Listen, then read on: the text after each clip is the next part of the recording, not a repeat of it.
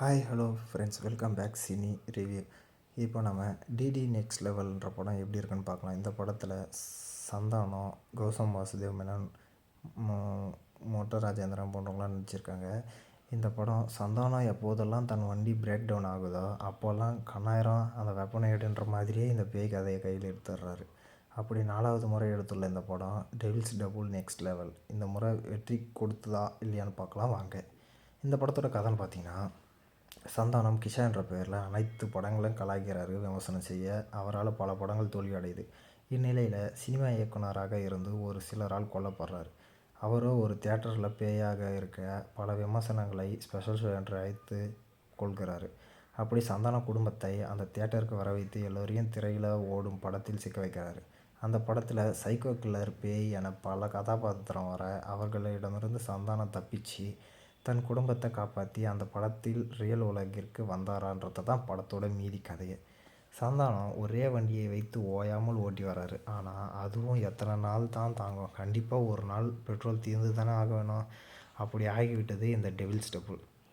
சந்தானம் படத்திற்குள் மாட்டியதும் திரைக்கதை சூடு பிடிக்கிறது தான். ஆனால் அடுத்தடுத்த காட்சியில் இது தானே இப்போது நடக்க போகுதுன்ற தோன்றுகிறது.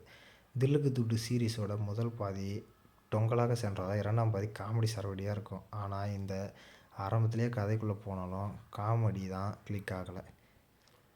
மொட்ட ராஜேந்திரன் மொழிபெயர்ப்பு செய்யும் இடம், மஞ்சுமல் பாய்ஸ் ரீக்ரியேட் சீனு, 2ஆம் பாதியில் பேய் மற்றும் அடியாட்களோட மாட்டாமல் நிழல்கள் ரவியை பேய் புத்தகத்தை படிக்க வைக்கும் காட்சியெல்லாம் சிரிப்பு சரவடினே சொல்லலாம்.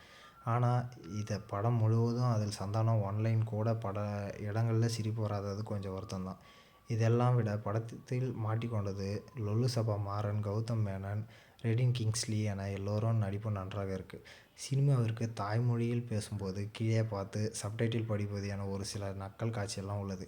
படத்தில் சந்தானம் தாண்டி மொட்ட ராஜேந்திரன் தான் கலக்கியிருக்காரு.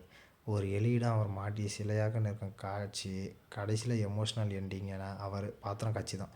அதே நேரத்தில் கஸ்தூரி, யாஷிகா எதற்கு இவ்வளவு கிளாமர் காட்சி? இந்த படத்திற்கு குடும்பமாக பார்ப்பார்கள் என்பதை மறைச்சி முகம் சுளிக்கும் அளவு சில காட்சி இருக்குது.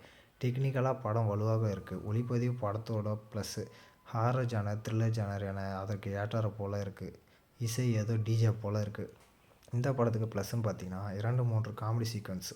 படம் நன்றாக இருந்தால் ஓடப்போகிறது என்ற கான்செப்டை கதையாக எழுதிய விதம். மைனஸ்ன்னு பார்த்தீங்கன்னா, என்ன தான் நகைச்சுவை என்றாலும் ஒரு கட்டத்துக்கு மேல் கிளைமேக்ஸ் எல்லாம் எப்படா முடியுன்ற ஒரு நிலை உருவாகுது. முந்தைய பாகத்தில் உள்ள காமெடி மிகவும் மிஸ்ஸு. மொத்தத்தில் இதுவரை வந்த டிடி சீரீஸில் ஹாரரும் கம்மி, காமெடியும் கம்மி என்றால் அது இந்த டெவில்ஸ் டபுள் தான். இந்த படத்துக்கு நம்ம சேனலில் இருந்து 5க்கு 2.5 வரைக்கும் ரேட்டிங் தரலாம். தொடர்ந்து நம்ம சேனலை லைக் பண்ணுங்கள், ஷேர் பண்ணுங்கள், கமெண்ட் பண்ணுங்கள்.